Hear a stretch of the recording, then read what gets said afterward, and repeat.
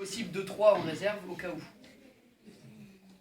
Bah oui, c'est comme ça que ça se compte, hein, je suis désolé, c'est la stratégie. Donc le souci, c'est que sa femme, Isabelle, est morte. Elle est décédée en 1190, donc il cherche à se remarier. Il y a un moment où on réfléchit un petit peu, on se dit, tiens, avec quel peuple je pourrais m'associer pour, par exemple, aller au hasard envahir l'Angleterre? Puisque mon principal ennemi, c'est quand même les Anglais.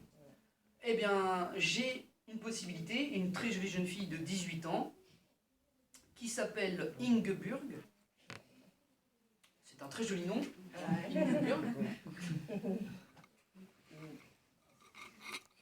Ou Ingeburg.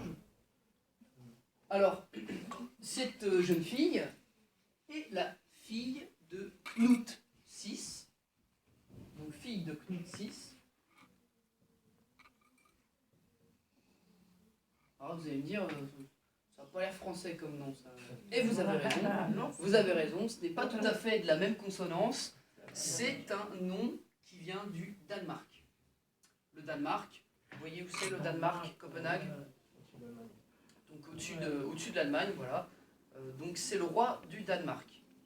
À cette époque, hein, les Danois ont déjà montré leur vaillance. Vous aviez des casques, hein, je vous avais dit des casques vikings tout à l'heure, c'est le type de casque qu'ils avaient par exemple, ces soldats.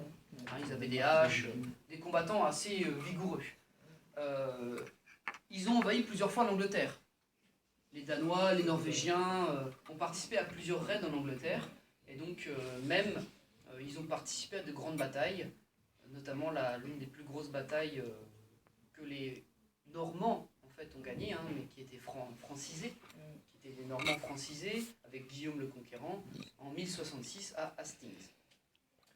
Donc Philippe se dit, si je m'associe à Ingeburg, ça me fait une alliance avec Knut VI, donc du coup on va pouvoir attaquer tous les deux le royaume anglais. Il a quel âge, Philippe? Il se marie en 1192, donc il a moins de 30 ans. Ça va. Un peu moins de 30 ans, plus de cheveux et plus de dents. Et c'est dur pour lui. Et il a perdu un œil aussi. Ah. Il se fait passer pour Odin encore.